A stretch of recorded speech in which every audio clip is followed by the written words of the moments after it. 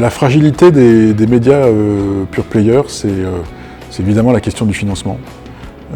C'est toujours le plus difficile. On a une idée de média, on pense qu'elle va remplir un rôle, un manque. On va mettre beaucoup de son énergie personnelle, des équipes avec lesquelles on va monter ce projet, parce qu'on est souvent pas très seul à monter ces histoires-là, qui sont des histoires collectives et personnelles, qui sont à la fois très enrichissantes, mais très exigeantes, qui demandent beaucoup. Et le point faible, c'est comment est-ce qu'on peut soutenir cette énergie, comment est-ce qu'on peut aider les personnalités qui montent ces projets à pouvoir investir, à aller au bout de leurs idées, à aller au bout de leurs erreurs éventuellement parfois, et ensuite à les aider sur le moyen et sur le long terme. Le début, c'est assez facile en vrai. On est porté par une énergie, on est porté par une idée, on a le cœur qui bat tous les jours sur l'idée de changer notre média et de le faire grandir. Et puis il y a un moment où la fatigue, les questions de financement, les premières erreurs, les premiers doutes, c'est là où on a besoin d'avoir un accompagnement qui peut être un accompagnement financier et aussi un accompagnement de mentors, de gens qui ont déjà connu ça.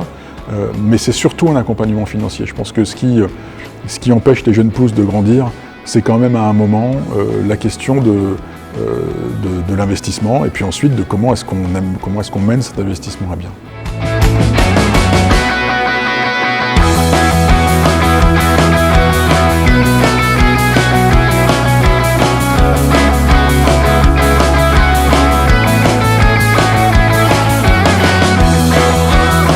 De ne pas hésiter à poser des questions, de ne pas hésiter à aller voir des gens qui ont déjà connu ça avant, de multiplier les expériences, de multiplier les échanges, de s'entourer, de ne pas avoir peur de prendre des gens qui sont meilleurs que soi.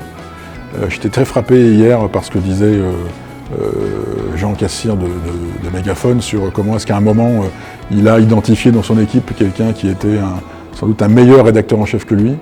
Ça, c'est d'ailleurs très courageux de savoir reconnaître qu'on n'est pas forcément le meilleur à un moment. Ou en tout cas, si on se pose cette question-là, c'est qu'on est vraiment très bon. Et de pas avoir, de savoir identifier les talents et de pas non plus avoir peur à un moment de faire des choix.